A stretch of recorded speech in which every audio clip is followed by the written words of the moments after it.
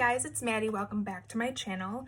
Today's video is going to be a little bit different. I wanted to film this video for a long time because I'm obsessed with true crime. I listen to true crime podcasts. I watch TV shows. Criminal Minds is like my all-time favorite TV show. So today I thought I would cover the Casey Anthony case because it is kind of a famous case and it got me interested into true crime. So if you would like to hear about it, just continue watching. Okay, so I think I'm going to break this into two different videos. In this one, I'm going to go into like the background and the disappearance of Caylee Anthony. And then in the next video, I'm going to go into like the investigation and like the aftermath. So on my computer, I have my notes that I took for this video because I wanted to get some facts, obviously, for the case. So if you just want to stay tuned, probably grab a snack. It's got to be a little of a longer video. Caylee Anthony is Casey Anthony's daughter, and they lived in Orlando, Florida, with her grandparents, George and Cindy, and of course her mom. On July 15th, 2008, she was reported missing in a 911 call made by Cindy, which is her grandmother, who said that she hasn't seen Caylee for 31 days. And Casey's car, which is Caylee's mom, smelled like a dead body had been inside it. Cindy said that Casey had given a lot of explanations of where Caylee is before finally telling her that she had not seen Caylee for weeks. Casey lied to the detectives, telling them that Caylee had been kidnapped by a nanny on June 9th, and that she had been trying to frighten the nanny to get her back.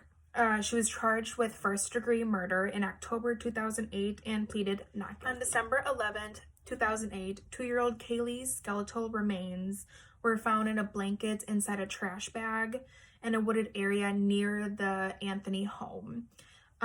Investigative reports and trial testimony between the duct tapes being found near the front of the skull and on the mouth of the skull. The medical examiner mentioned that the duct tape was a reason that she ruled death a homicide, but officially listed it as death by undetermined means. The trial lasted 6 weeks from May to July of 2011.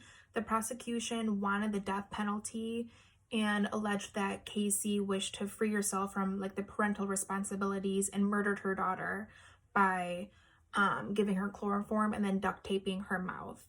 The defense team, led by Jose Baez, I think that's how you pronounce his last name, countered that the child had drowned accidentally in the family's swimming pool on June 16th in 2008, and that George Anthony, Casey's dad, disposed of the body.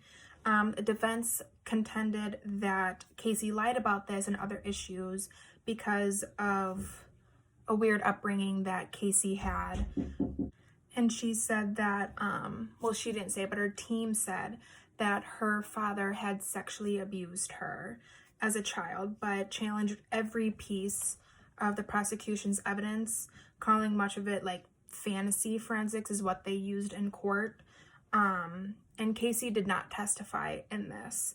So on July 5th, 2011, the jury found Casey not guilty of first-degree murder, aggravated child abuse, and aggravated manslaughter of a child, but she was guilty of 4 misdemeanor counts of providing false information to law enforcement officers. And when credit for time served, she was released on July 17th, 2011. The Florida Appeals Court overturned 2 of the misdemeanor convictions on January 25th, 2013. The not guilty murder verdict was greeted with public outrage and was both attacked by the and defended by like the media and like legal commenters, and everyone was just like freaking out. Some were happy, some were sad. Some complained that the jury just like misunderstood the meaning of reasonable doubt, while others said that the prosecution relied too heavily on the defendant's, allegedly poor moral character because they had been unable to show how the victim had died. Time magazine described the case as social media trial of the century. So now I'm going to talk about the disappearance. So according to Casey Anthony's father, George Anthony, Casey left the family home on June 16th, 2008, taking her daughter Kaylee, which she was almost 3 years old at the time, with her, and did not return for 31 days.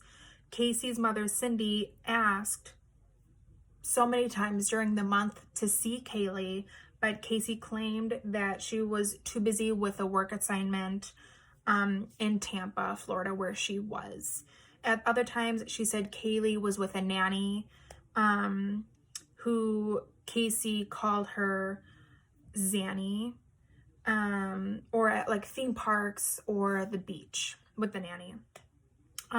It was eventually determined that the woman named, I'm going to get this wrong, Zenaida Fernandez Gonzalez, which is Zanny, did not exist, but that she had never even met Casey or Kaylee. Any member of the family did not know, or her friends did not know this Zanny. No one that Casey was with didn't know that she existed, never even met her. Learning that Casey's car was in the tow yard, George Anthony wanted to go and get it and recover it. He and the yard attendant noted that there was a strong smell coming from the trunk of the car. They both later said that they believed the odor could be of a decomposing body. And then when they opened the trunk, it contained only a bag of trash.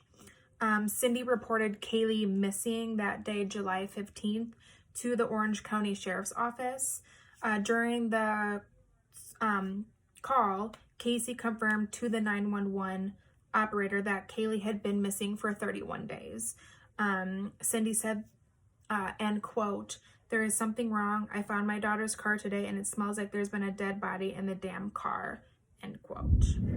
So that was kind of it for this intro video. The next video I'm going to post is going to be about the whole case, investigation, everything in the court, and then I'm going to talk about the aftermath. I kind of wanted to just start with an easy video to follow along, get some background information before I go heavy into the investigation, I'm going to talk about the arrest and charges, and I'm going to talk about the trial and evidence and all of that, and then I'm going to talk about the aftermath and Kaylee's law. So I just wanted to get this video out to introduce this. So if you like this video, please give it a thumbs up, comment down below if you like these true crime videos, and I will do more. So watch this one, and then part 2 will be coming to you about Saturday or Sunday. So thank you so much for watching. Mwah. I'll see you guys next time. Bye.